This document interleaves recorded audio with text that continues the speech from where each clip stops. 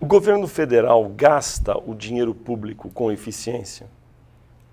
Com certeza o governo, não somente federal, mas também os governos dos estados, dos municípios, têm dificuldade de entregar para a sociedade um serviço com eficiência e com eficácia. Por algumas questões básicas. Uma delas é a falta de planejamento de forma antecipada, falta de eficiência dentro dos quadros do governo. Nós temos 39 ministérios e muitos desses ministérios não têm quadro de carreira, ou seja, não têm padrões mínimos de governança. Bem, em relação ao orçamento, nós temos dificuldades hoje para a sua implementação como um todo, dentro do contexto brasileiro, porque muitas vezes os recursos existem, mas a estrutura do governo não consegue colocar em prática os recursos que estão previstos.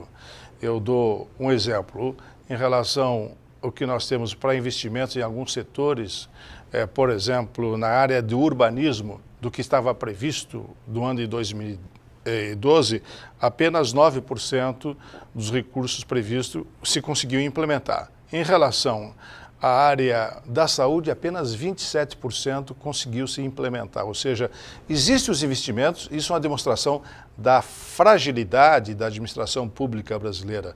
Veja só, tu tem um recurso para a saúde, tem um recurso para a educação. Educação até foi um pouco melhor, chegou a 45% do orçamento previsto. Ou seja, o que nós vemos é que o Estado brasileiro, com a concentração do poder em Brasília, muitas vezes não dá condições de se entregar o produto lá na ponta. Esse quadro que o senhor trouxe aqui,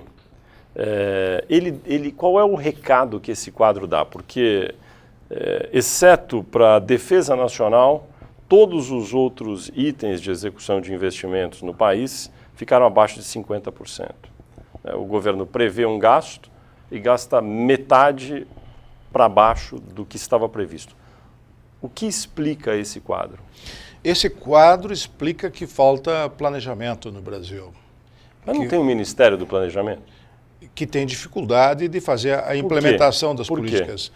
Porque não foi feita uma discussão com forma antecipada das necessidades do país. Eu fui parlamentar há muito tempo e muitas vezes o cidadão que está num ministério ou na Casa Civil ou na presidência, enfim, da República, ele atende muito mais à pressão da semana ou à pressão do mês e não planeja o Brasil a médio e longo prazo.